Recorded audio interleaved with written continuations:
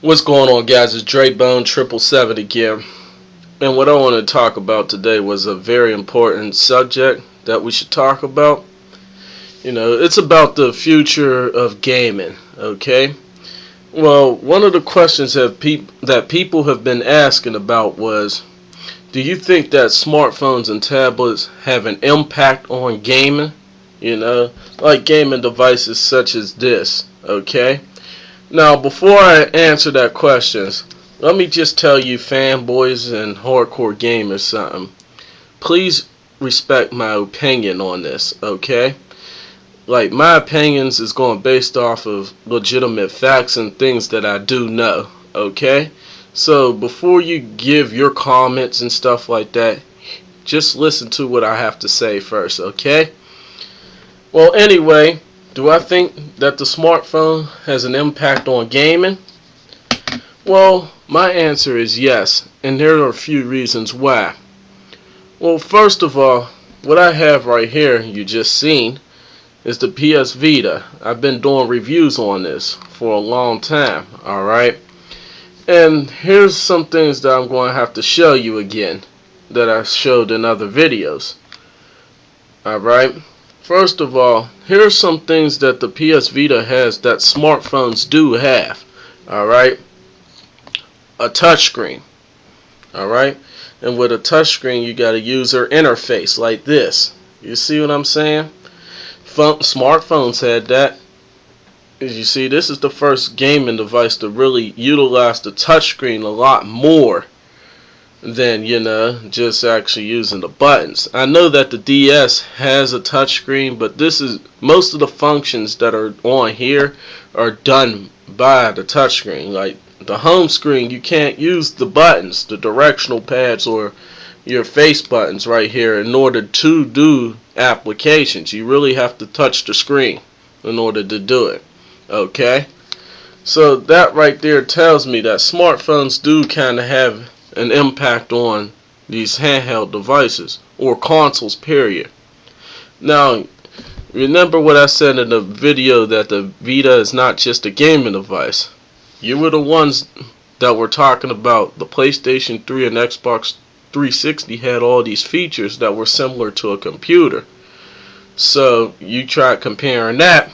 Now when we compare these two things right here, you get mad when they almost have almost all the same functionalities. You see? Let's stop looking at gaming and let's stop looking at phone calling unless it's through Skype. Okay?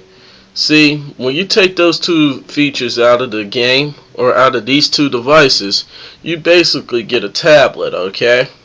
They're both computers, they both have touchscreens, microchips in them, both can do internet browsing, almost all the same stuff. Applications, it even has 3G in both of these devices. Well, this one's a Wi-Fi only, but yeah, they both got Wi-Fi in them. So yes, if they got most of the same functionalities, how can they not really be compared? I mean, of course, one thing they're going to do better than the other. This is going to be better for phone calling, and this one's going to be better for gaming. Okay? But anyway, why do I think that this is impacted or has been impacted by a smartphone and tablet? The PS Vita right here? Like I said, touchscreen and other stuff like that. Like some of the games that I play, you really do have to use the touchscreen or motion sensor like the smartphone uses. Okay? So you can't really tell me that it doesn't have an impact. Now, about the future of gaming, here's the reason why I think that these two items right here are going to be fused together. They're going to be a hybrid, you know what I'm saying? Here's the reason why.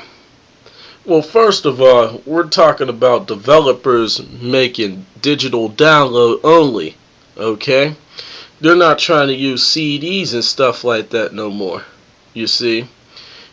Now, if they stop using CDs and they're doing digital download, that means that this right here is definitely using kind of the features that the smartphone has. You see, the smartphone downloads apps and stuff like that. You could do that with this device. You can do it with the PS3, Xbox 360, and the Wii. Okay, so if you could do digital download off of those devices, don't say that the smartphone is not going to have an impact on this, okay? You shouldn't really say that. Another reason why I think that way too, well, think about this. I went to school for electrician, alright? Or electrical technician. Let's get more specific. But anyway, when you have all these parts inside the machine, like the CD disc tray and stuff like that, you're going to worry about having a motor in there, okay? And the motor costs a lot of money to repair, to replace, and it's going to affect your electric bill. See, if they fuse all that into one device, like if they mix these together, you see, your electric bill is going to go down. Alright, now they'll tell you about battery life. Yes, the smartphone doesn't have a great battery life compared to a Vita. Okay, but when they fuse together and technology does get better in the future, I believe it will. Okay, now about the electric bill part. You see, these items consume a lot of, consume what you call power. And power is another word for watts, okay? That's the energy being released out of these devices, okay? And the way that you get watts is from two things. Your voltage, that's one, and your amps, alright? You got to multiply your voltage with your amps. So volts and amps multiplied together equals your watts, okay? You see, when you use a lot of watts, that determines your electric bill right there. And you see, with all these parts inside of them, you know that it's using a lot of power in order to make these machines work. You see what I'm saying? Now, the smartphone right here could do a lot of stuff already. You know, the gaming on here sucks compared to something like this. But look at the other features it got.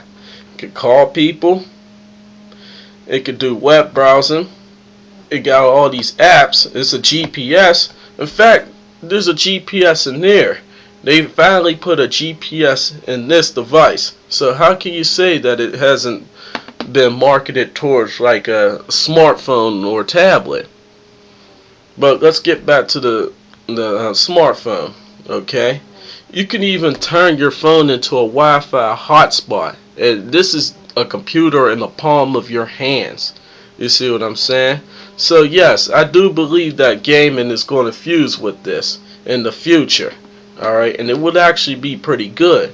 You see, it might take some time, but they almost got console-like experiences on tablets and smartphones. You see what I'm saying?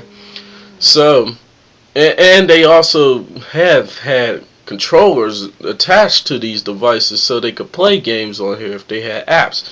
And if everything does become digital download, you know, where developers are only wanting digital download copies, then I do believe that the smartphone and a handheld console or console period is going to actually fuse together in the future. That's the only reason why I say that. Alright, it's going to save money on your electric bill in the long run. So, with that being said now, in fact, they said that the next consoles are going to be tablet controllers. You've heard about the Wii U. It's going to have a touchscreen controller. You see? So yes, that's going to have one. The new Xbox is going to have one. Sony already kind of made one. You see? Right here. See, it got a touchscreen. It got buttons. This is a tablet controller handheld device.